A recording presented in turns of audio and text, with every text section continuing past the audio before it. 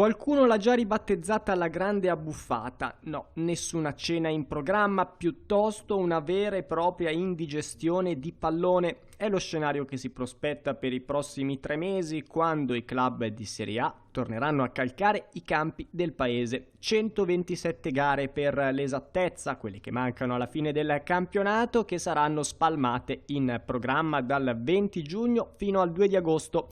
Ogni giorno verrà disputata almeno una partita. L'obiettivo rimane quello di scaglionare le gare in modo da permettere agli spettatori di non dover scegliere fra una e l'altra.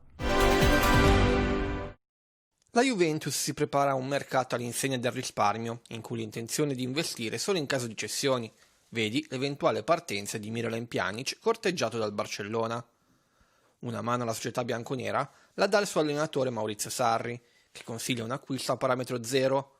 Si tratta di Pedro, esperto attaccante spagnolo del Chelsea, in scadenza di contratto. Sarri lo conosce avendolo allenato nella sua stagione blues. Pedro, che piace anche alla Roma, ha però 33 anni e attualmente al Chelsea guadagna 6 milioni di euro. Bel gesto contro il razzismo di Keita Baldé. L'ex attaccante di Lazio e Inter, ora in forza al Monaco, ci ha messo la faccia e il portafoglio per aiutare 200 lavoratori del Senegal. Keita, nato nel 1995 in Spagna da genitori del Senegal, si è offerto di pagare di tasca propria l'alloggio per 200 suoi connazionali per tutta la stagione estiva.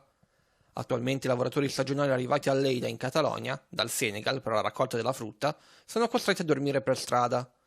Nonostante l'offerta del calciatore, gli hotel della zona non hanno ancora dato risposta positiva. Se la MotoGP ha optato per la cancellazione del Gran Premio di Silverstone, discorso diverso per la Formula 1, dove crescono ogni giorno di più le possibilità di vedere le quattro ruote girare in pista sul circuito britannico. Questo anche grazie al via libera del governo inglese per la ripresa delle attività sportive a porte chiuse da lunedì 1 giugno. La stagione 2020 di Formula 1 è stata sospesa a marzo dopo che il Gran Premio d'Australia è stato cancellato a causa del coronavirus. Il circus ha visto il suo calendario completamente stravolto e il mondiale dovrebbe prendere il via il 5 luglio con 2 gare consecutive al Red Bull Ring in Austria.